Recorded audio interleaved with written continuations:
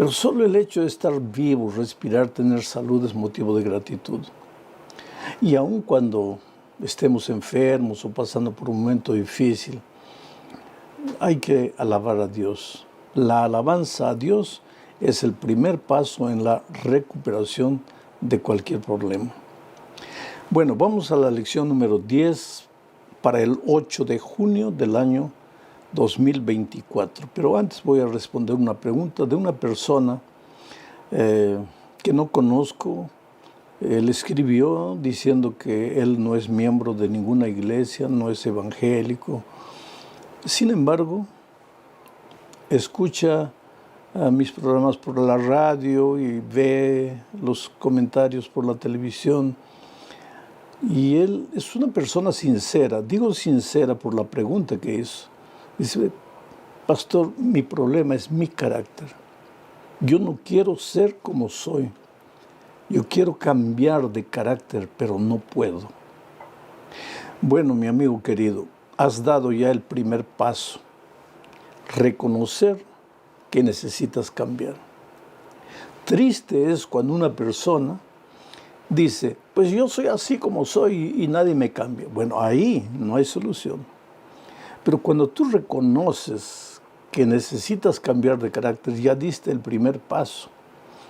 Y seguramente lo haces porque en la familia el carácter te está creando problemas, o tal vez en el trabajo, en la vida profesional, no sé. Pero te digo una cosa, un día Juan, el apóstol Juan, llegó al Señor Jesucristo con un carácter deformado, horrible. Imagínate cómo era el carácter de este hombre para que le llamaran el hijo del trueno. Era terrible. Sin embargo, aprendió a convivir con Jesús, y en esa convivencia con Jesús, el carácter de Jesucristo se reflejó en el de Juan, y cuando llegó a la edad avanzada, Juan ya no era llamado el hijo del trueno, sino el discípulo del amor. Ahora tú me vas a decir, pastor, bueno, Juan convivió con Jesús, pero yo ¿cómo puedo convivir con él? Pues de tres maneras. Cuando tú oras a Dios, cuando le abres tu corazón a Dios, en tu cama, en tu casa, en el trabajo, mientras diriges tu automóvil, abres el corazón a Jesús y le dices, Señor, mira, yo quisiera ser como tú, yo no quiero ser como soy. Este carácter me ha creado problemas, me ha traído tanta dificultad. Entonces, cuando tú hablas a Dios a través de la oración, estás conviviendo con Él. Cuando todos los días abres la Biblia, lees un versículo, reflexionas, estás conviviendo con Jesús. Y si insistes en hacer eso, ten la seguridad que, aunque tú no te des cuenta, los otros se van a dar cuenta que tu carácter está cambiando. No te desesperes. El cambio de carácter no es una obra humana. No es por causa de tu disciplina propia o tu fuerza de voluntad. Es una obra divina, pero para eso tienes que aprender a convivir con el Señor Jesús. Bueno, vamos al título de la lección de esta semana. Es el espiritismo desenmascarado. Y el propósito del estudio de esta semana es mostrar que uno de los más grandes engaños del enemigo en los últimos tiempos será hacer pensar a las personas que cuando el hombre muere, pues el espíritu sale vagando por ahí, porque la Biblia enseña todo lo contrario. La Biblia enseña que no existe un alma incorpórea, consciente. No existe lo que llamamos espíritu de los muertos. Cuando el hombre muere, su cuerpo vuelve al polvo de donde fue hecho. El soplo de vida vuelve a Dios que lo dio y ya no existe espíritu. Pero uno de los engaños terribles de los últimos días del enemigo será justamente hacer creer a las personas que cuando el hombre muere, su espíritu sale y sigue viviendo. Vamos a la primera parte del estudio, las consecuencias mortales del espiritismo. Aunque este asunto del estado de los muertos puede parecer algo sin mucho sentido, tal vez mucha gente diga, pero le están dando importancia tanto a ese asunto. No es. no es de poca importancia, es un asunto de vida o muerte. ¿Por qué? Porque cuando el enemigo se levantó contra Dios y fue derrotado ahí en el cielo, Él vino a la tierra.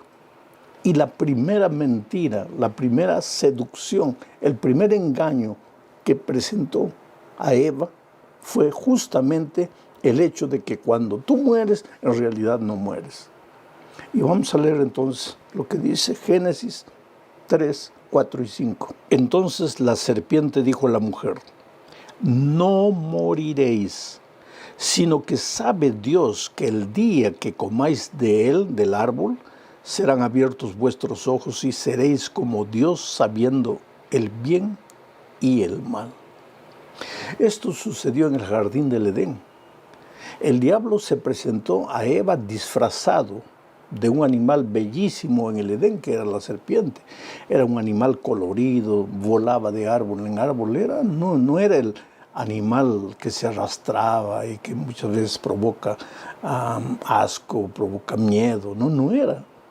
El enemigo se disfraza de cosas bellas y se acercó a Eva disfrazado de una serpiente y le dijo: así que Dios te ha dicho que no puedes comerte ningún árbol. Entonces Eva dijo: no, Señor, Dios me ha dicho que solo no puedo comer de este árbol. ¿Y por qué no? Porque si como de este árbol voy a morir. Entonces ella dijo: no morirás. Esa fue la mentira primera que apareció en el mundo. No morirás. Que en otras palabras, lo que él estaba diciendo es: no lleves a serio las palabras de Dios. No morirás. La persona que come no muere. Puede hasta morir así físicamente, pero el espíritu sale. Tú no vas a morir. Tú tienes vida eterna. Esa fue la mentira.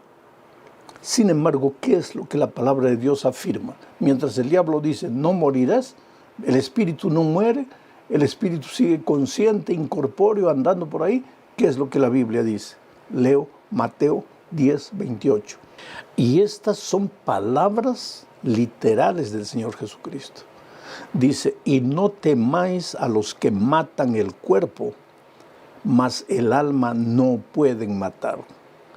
Temed más bien a aquel que puede destruir el alma y el cuerpo en el infierno.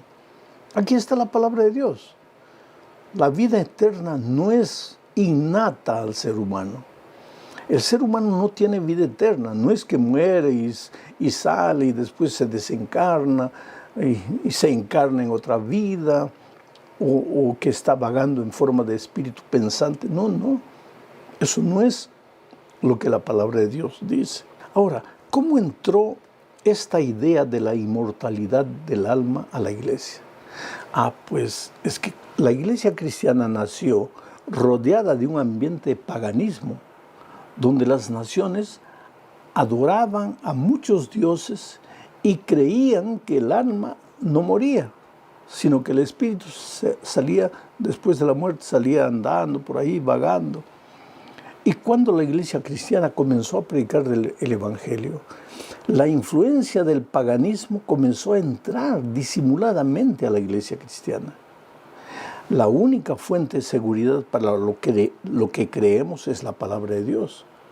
Pero cuando el ser humano quita los ojos de la palabra de Dios y presta oídos a lo que la gente dice, pues ahí se mezcla el agua con el vino.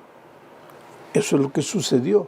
Y así entró la doctrina de que el hombre, cuando muere, si fue bueno, se va al paraíso, si fue malo, se va al infierno, o si no se sabe si fue bueno o malo, pasa a un estado de purificación llamado purgatorio, en fin. O entonces que cuando la persona muere, su espíritu se reencarna. Cualquier teoría surge a partir de la ignorancia de la palabra de Dios. Pero la Biblia es categórica. Mira lo que Dios decía a través de Moisés a su pueblo en el Antiguo Testamento. Deuteronomio 18, 9 al 11. Dice: cuando entres a la tierra que Jehová tu Dios te da, le está diciendo eso a Israel, refiriéndose a Canaán. Cuando entres a la tierra que Jehová tu Dios te da, no aprenderás a hacer según las abominaciones de aquellas naciones. No sea hallado en ti quien haga pasar a su hijo o a su hija por el fuego, ni quien practique adivinación, ni agorero, ni sortílego, ni hechicero, ni encantador, ni adivino, ni mago, ni quien consulte a los muertos. Quiere decir, el Señor fue categórico con su pueblo. Todas estas cosas son consideradas abominación a los ojos del Señor. ¿Y qué dice Eclesiastés 9, 5 y 6, referente a los muertos? Dice, porque los que viven saben que han de morir, pero los muertos nada saben ni tienen más paga, porque su memoria es puesta en olvido. También su amor y su odio y su envidia fenecieron ya, y nunca más tendrán parte en todo lo que se hace debajo del sol. La Biblia es categórica. Cuando el hombre muere, ya no sabe más nada. Tú puedes llevar una flor al cementerio a tu padre vivo, pero no quiere decir que tu padre se va a alegrar por eso, porque tu padre ya no existe. El día que él murió, su cuerpo fue enterrado y con el tiempo se transformó en polvo. Y el día que murió, el soplo de vida volvió a Dios y estará ahí hasta la segunda venida de Cristo, porque cuando Cristo venga, Él resucitará. Entonces, ¿debo llevar flores al cementerio? Claro que sí, pero eso te hace bien a ti, no le hace bien a tu papá, porque tú sí eres consciente de las cosas. Tu padre no, tu padre ya está inconsciente. Vamos a la segunda parte del estudio bajo el subtítulo de la muerte en el Antiguo Testamento. ¿Qué se pensaba en el Antiguo Testamento acerca de la muerte? Mira lo que dice Salmos 6, 5. Porque en la muerte no hay memoria de ti. En el Seol, o sea, en el sepulcro, ¿quién te alabará? El salmista David es contundente. En la muerte ya no hay memoria de nada. Ya no te recuerdas, ya no sientes, ya no piensas. Acabó. La muerte es el punto final. ¿Y qué dice Job 14, 10 al 12? Leo. Mas el hombre morirá y será cortado. Perecerá el hombre. ¿Y dónde estará él? Como las aguas se van del mar y el río se agota y se seca, así el hombre yace y no vuelve a levantarse. Hasta que no haya cielo, no despertarán, ni se levantarán de su sueño. Aquí en este texto y en muchos otros, la Biblia llama a la muerte de sueño. Cuando tú mueres, de acuerdo con la palabra de Dios, tú duermes. ¿Hasta cuándo? Hasta que Cristo venga en las nubes de los cielos. Entonces sí, si has muerto en Cristo, resucitarás para ir con el Señor Jesús para siempre. La inmortalidad solo le pertenece a Dios. Él nos la puede dar y nos la dará por ocasión de su segunda venida. Pero hasta ahí todos moriremos y cuando morimos pasamos a la inconsciencia completa. Ya no existe espíritus de muertos andando en el aire. Tercera parte del estudio, la muerte en el Nuevo Testamento. ¿Qué es lo que el Nuevo Testamento habla de la muerte? Mira lo que dice Juan 11, 11 al 14. Este es un incidente de la resurrección de Lázaro. Leo, te voy a hablar un poco del contexto. Lázaro había muerto, las hermanas de Lázaro mandaron a decir a Jesús que su amigo Lázaro había muerto. Y Jesús todavía se quedó unos días sin atender el pedido de Marta y de María. Ahora, después de unos días, viene el texto que digo. Dicho esto, les dijo después a sus discípulos, nuestro amigo Lázaro duerme, mas voy a despertarle. Dijeron entonces sus discípulos, Señor, si duerme, sanará. Pero Jesús decía esto de la muerte de Lázaro. Y ellos pensaron que hablaba del reposar del sueño. Entonces Jesús les dijo claramente, Lázaro ha muerto. Quiere decir, Lázaro ha muerto, pero está durmiendo. ¿Qué? Está durmiendo, pero está muerto. Porque para los cristianos la muerte es un sueño. Es por eso que yo siempre digo, cuando llegue la hora de morir, no tienes que desesperarte, angustiarte. Esta semana hablé con una señora que tiene 2 hijos ya grandes, adultos, un esposo bueno. Ella fue mi secretaria hace muchos años, cuando yo trabajaba en San Pablo, una señora eficiente en su trabajo, pero está literalmente condenada a morir.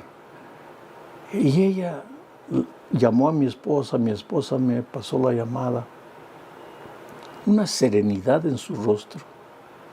Me dice: pastor, solo quiero que usted ore para que Dios me haga dormir en paz, porque yo sé que cuando Cristo vuelva voy a resucitar. ¡Qué esperanza! Y es que la Biblia dice que la muerte física en esta tierra, esa es solamente un sueño. Leo primera a los Corintios 15, 51 al 54. Mira, he aquí os digo un misterio. No todos dormiremos, pero todos seremos transformados.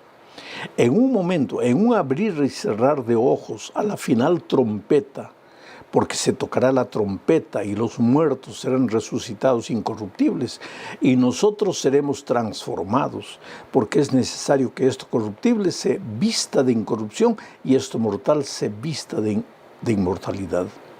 Y cuando esto corruptible se haya vestido de incorrupción y esto mortal se haya vestido de inmortalidad, entonces se cumplirá la palabra que está escrita: sorbida es la muerte en victoria. Claro, cuando Cristo venga y la trompeta suene, todos los que han muerto en Cristo resucitarán para encontrarse con Jesús. Digo, todos los que han muerto en Cristo. Ahora, si tú no has aceptado a Jesús, si tú no has vivido una vida de comunión con Cristo, entonces sí, la muerte pues es el fin de todo para ti. Y de acuerdo con Apocalipsis, tú resucitarás, pero resucitarás para volver a morir. No queremos eso para nosotros. Por eso es que Jesús tiene que ser el centro de nuestra experiencia. Leo más. Primera a los Tesalonicenses 4, 15 al 17. Estamos viendo lo que el Nuevo Testamento habla de la muerte. Dice: por lo cual os decimos que esto en palabra del Señor, que nosotros que vivimos, que habremos quedado hasta la venida del Señor, no precederemos a los que durmieron. Porque el Señor mismo, con voz de mando, con voz de arcángel y con trompeta de Dios, descenderá del cielo y los muertos en Cristo resucitarán primero. Luego nosotros, los que vivimos, los que hayamos quedado, seremos arrebatados juntamente con ellos. ¿Qué ellos? Los muertos resucitados en las nubes para recibir al Señor en el aire, y así estaremos siempre con el Señor. ¡Qué promesa maravillosa!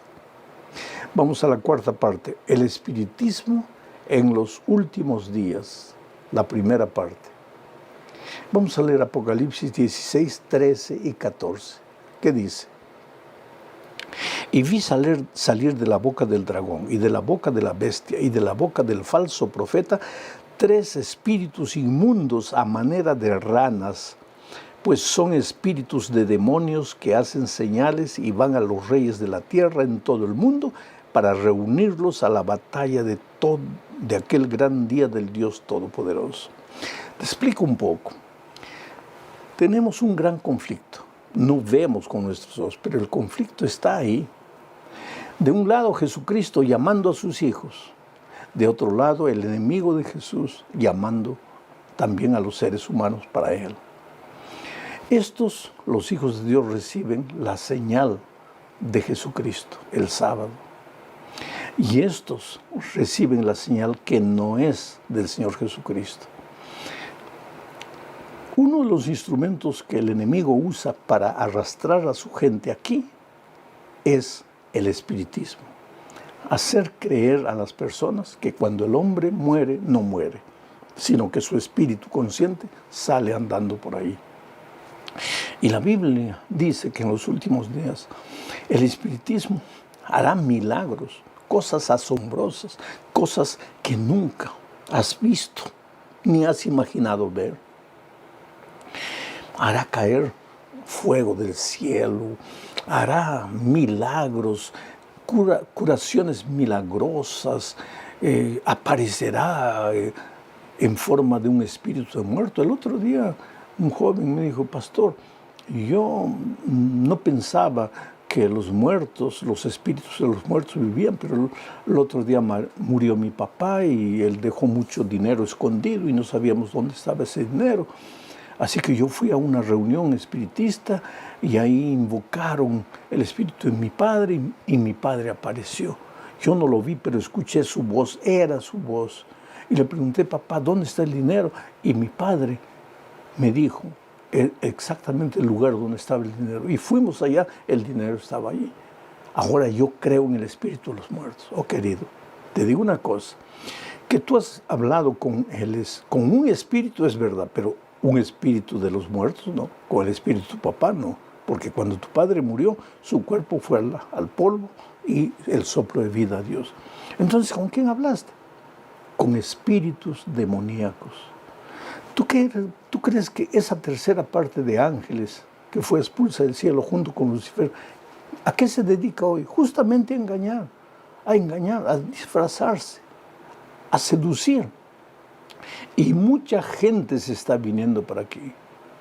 Pero los hijos de Dios tienen la palabra de Dios en sus manos y siguen únicamente lo que la palabra de Dios enseña. Y llegamos al fin de este estudio hablando pues del espiritismo en los últimos días, una vez más.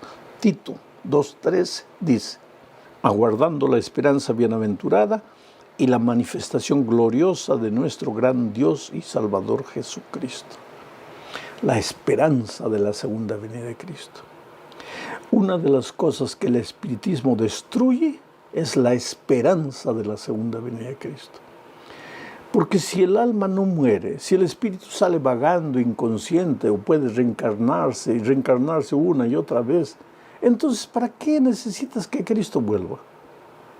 Pero para nosotros la esperanza de la vida eterna radica en el Señor Jesucristo, que nos dará vida eterna cuando vuelva por segunda vez. Por eso Tito dice que debemos aguardar la esperanza de la segunda venida de Cristo. No te dejes engañar, no te dejes seducir. Cree en la palabra de Dios. Te vas a dar cuenta que el mensaje del espiritismo está en las músicas, está en las películas, está en los libros. Es parte de la enseñanza universitaria. La pseudociencia aparece diciendo, es que cuando las personas mueren, resucitan y dicen lo que han visto, y han visto una luz allá lejos, una luz que se iba acercando, en fin. Querido, yo no digo que estuve muerto, pero estuve casi muerto. Claro que tenía funciones vitales porque todavía respiraba, pero estaba prácticamente inconsciente. Yo siempre digo, en ton de broma, yo no vi ninguna luz. Yo no vi ninguna luz. Y si hubiera muerto, tengo la seguridad que me hubiera literalmente apagado hasta el día de la venida de Cristo. Porque eso es lo que la palabra de Dios enseña. Sé fiel hasta la muerte y Jesús te dará la corona de vida eterna. Un abrazo. Para el 29 de noviembre del año 2025. El título de esta lección es Herederos de las promesas, cautivos de la esperanza. Y el propósito de la lección de esta semana es mostrarnos que desde que salimos, desde que Adán y Eva salieron del jardín del Edén por causa del pecado, la vida del ser humano, nuestra vida, es un permanente peregrinaje rumbo a la verdadera tierra que Dios nos está preparando. Nunca podemos olvidar que somos peregrinos. El pueblo de Israel fue peregrino en el desierto. Y aun cuando entró a la tierra prometida, continuó siendo un pueblo peregrino, porque la esperanza de la vida eterna del cielo no es solo una esperanza de los hombres o de las personas del Nuevo Testamento, sino también de las del Antiguo Testamento. Vamos al primer capítulo de esta lección bajo el subtítulo de Edén y Canaán. Aquí veremos que Canaán era para Israel lo que para nosotros es la tierra nueva. Déjame leer el texto. Dice Hebreos capítulo 11, versículos 8 al 10, lo siguiente. Por la fe, Abraham, siendo llamado, obedeció para salir al lugar que había de recibir como herencia. Voy a parar aquí para comentar un poco. Por la fe, Abraham, siendo llamado, salió para salir al lugar que había de recibir como herencia. ¿Por qué tenía que salir? Porque el lugar donde Abraham se encontraba y donde recibió el llamado era un lugar poblado por gente pagana. La gente se había olvidado de Dios. Adoraban ídolos, dioses falsos, pequeños dioses que ellos inventaban cada día. Y Dios tenía otro plan para Abraham y para sus hijos. Entonces le dijo a Abraham, sal de esa tierra. Vas a ir a la tierra que yo he preparado para ti. Ese mismo mensaje es para ti y para mí hoy. Nosotros vivimos en un mundo rodeado de un pueblo que inventa cada día nuevos dioses, dioses falsos. Y no me refiero solo a ídolos, a imágenes de cera o de madera que alguien pueda adorar. El otro día yo encontré en el avión una persona que me dijo, no, yo no tengo religión, yo no adoro a nada. Yo soy ateo, yo no creo en Dios. Para mí la fuerza está dentro de mí. La religión es para gente débil que tiene que apoyarse en algo para poder vivir. Y sin embargo, a medida que íbamos conversando, me di cuenta que él no era ateo, él creía en Dios, él tenía su Dios y su Dios eran sus ideas, era su filosofía de vida. Él no renunciaría a nada por causa de sus ideas. Ese era su Dios.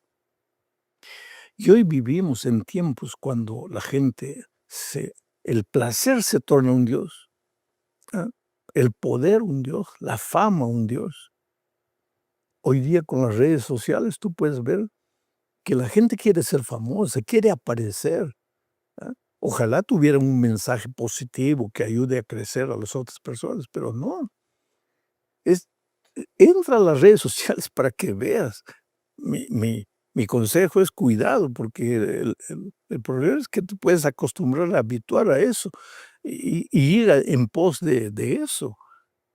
Pero ahora viene la orden divina, sal de ahí, ese no es tu lugar. Yo tengo una tierra mejor para ti.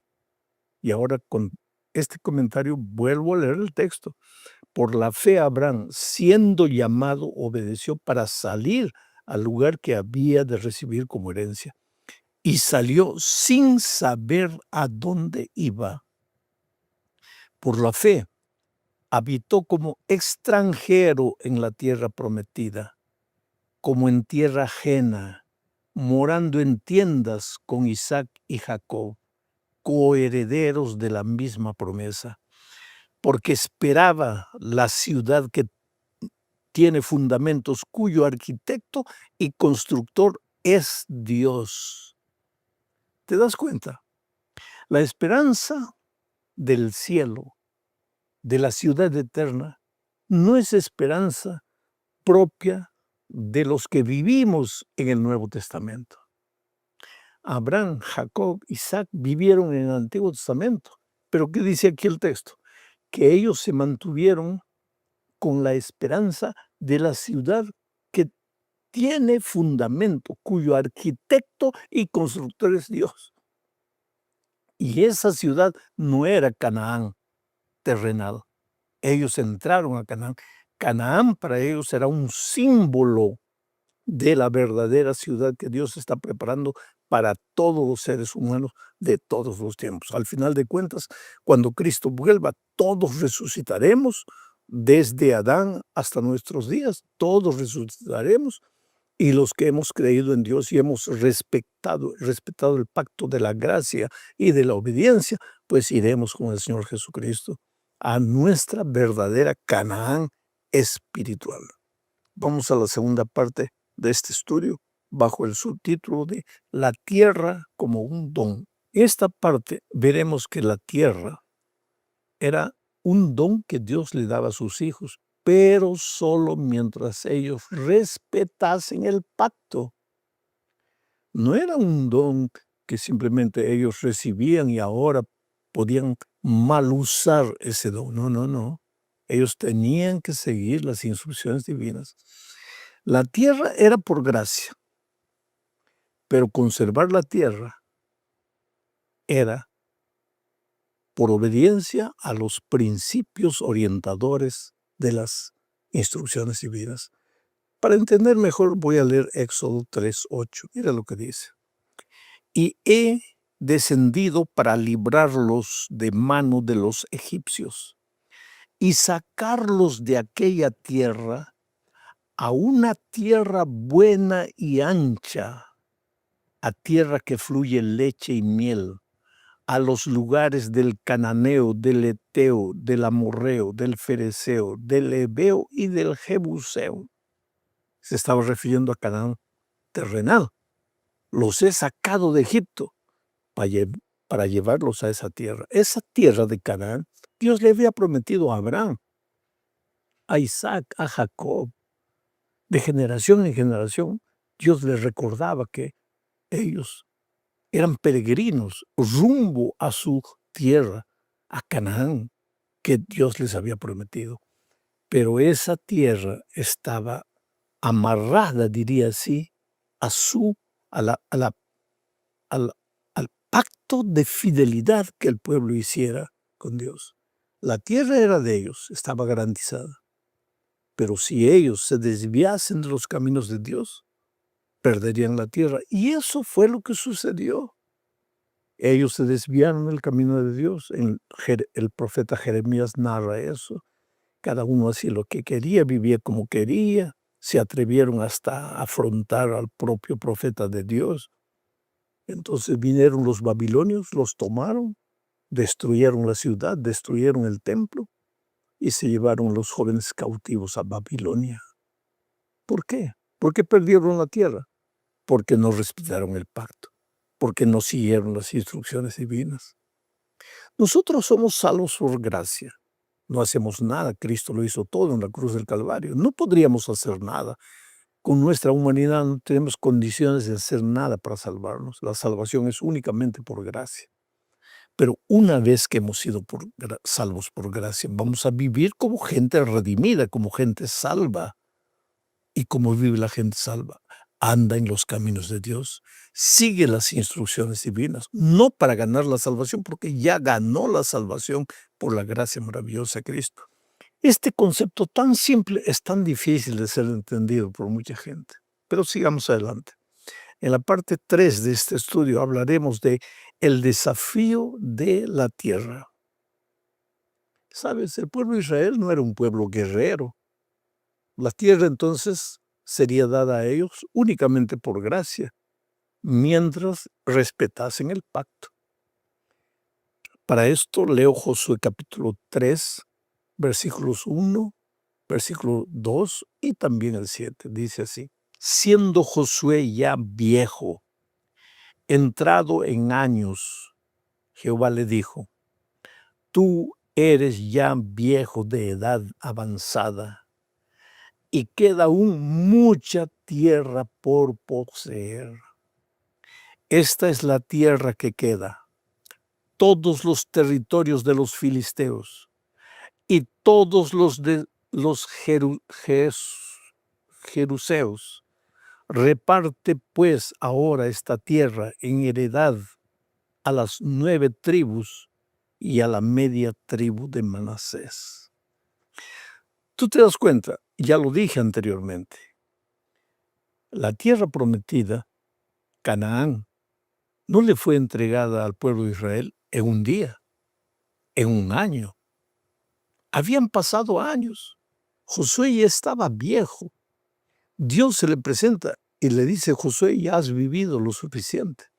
En cualquier momento vas a descansar. Pero todavía hay mucha tierra para ser conquistada. Esto es lo que nosotros necesitamos entender en la vida cristiana.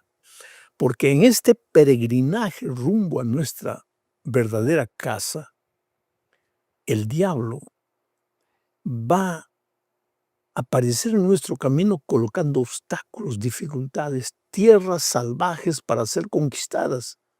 Me refiero a vicios, hábitos, deficiencias de carácter, tendencias, herencia genética. Entonces, ¿te parece imposible llegar a la Canaán espiritual? ¿Por qué? Porque hay tanto enemigo en tu camino.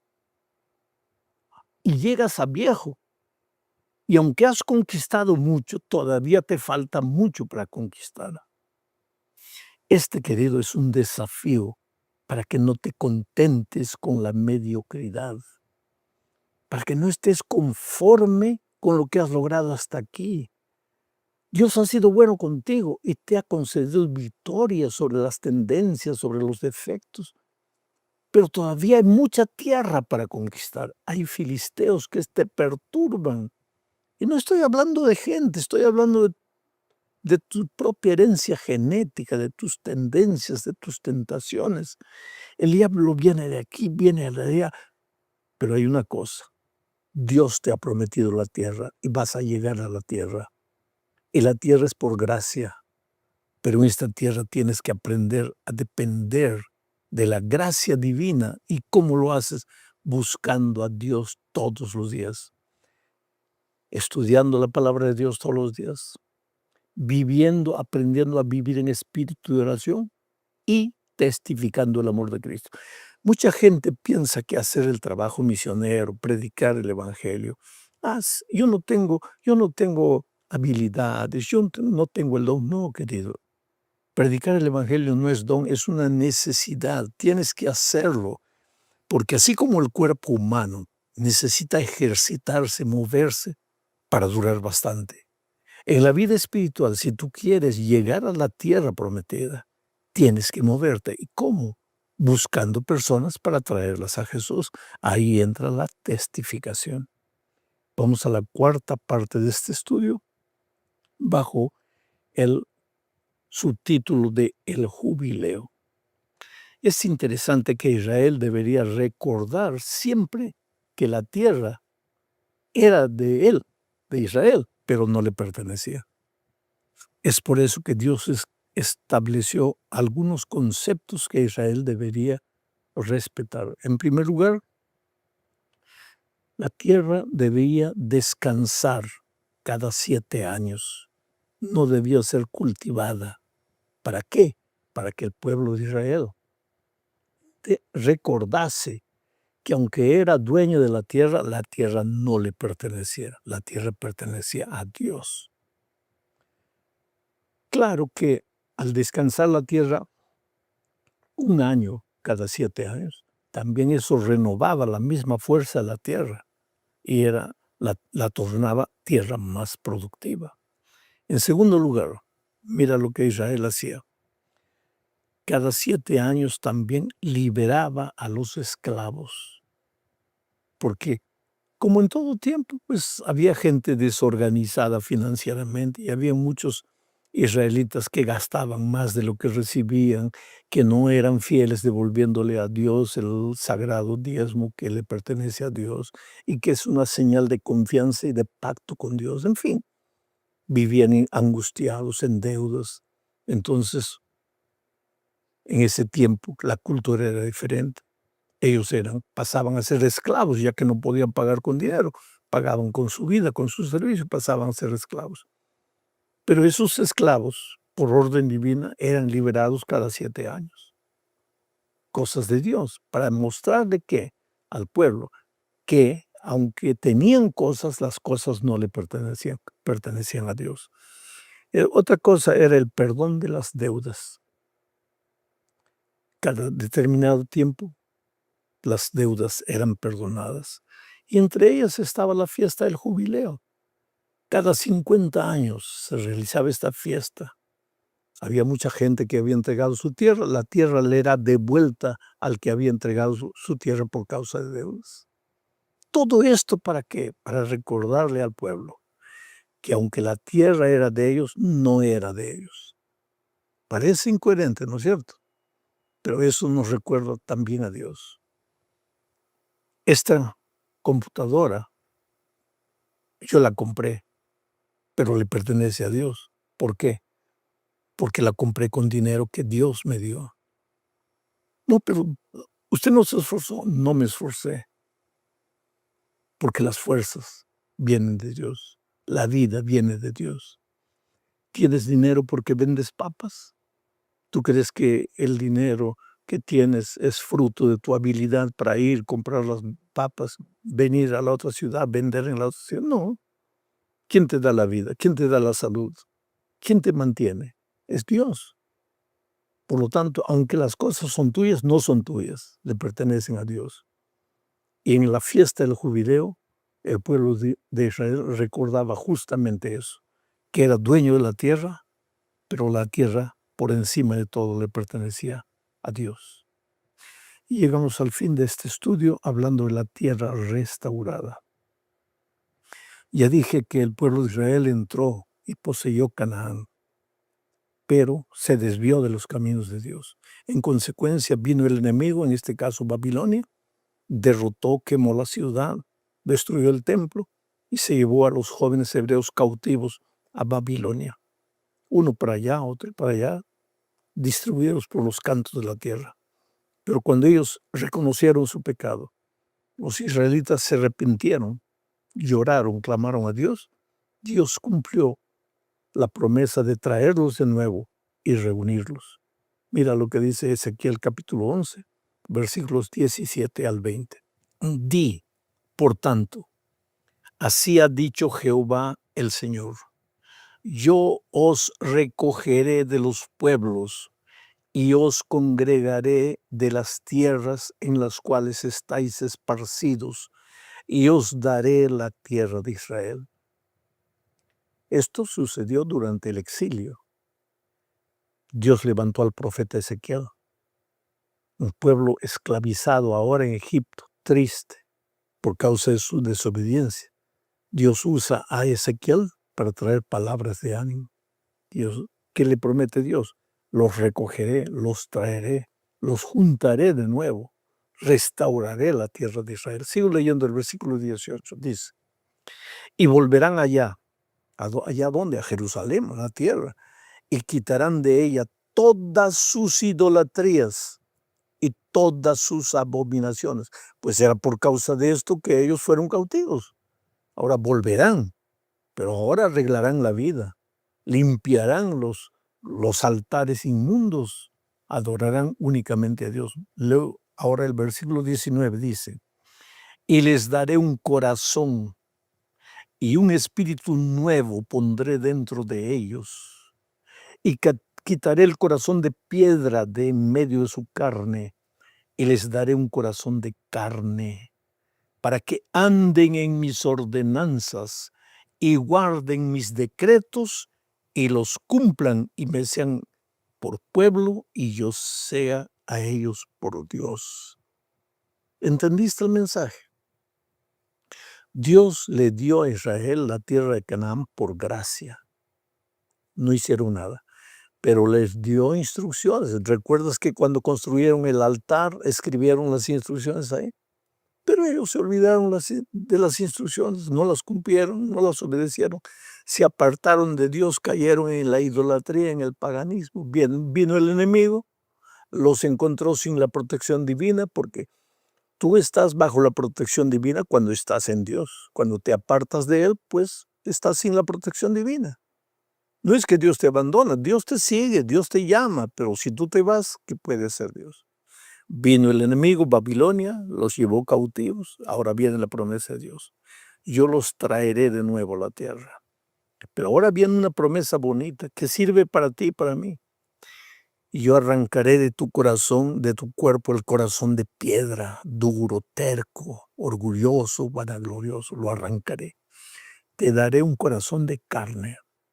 Colocaré dentro de ti mi espíritu, para que andes en mis caminos, para que seas mi pueblo y yo sea tu Dios.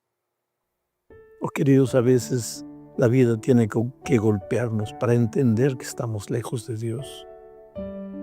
Muchos de ustedes, mis amigos queridos que me siguen,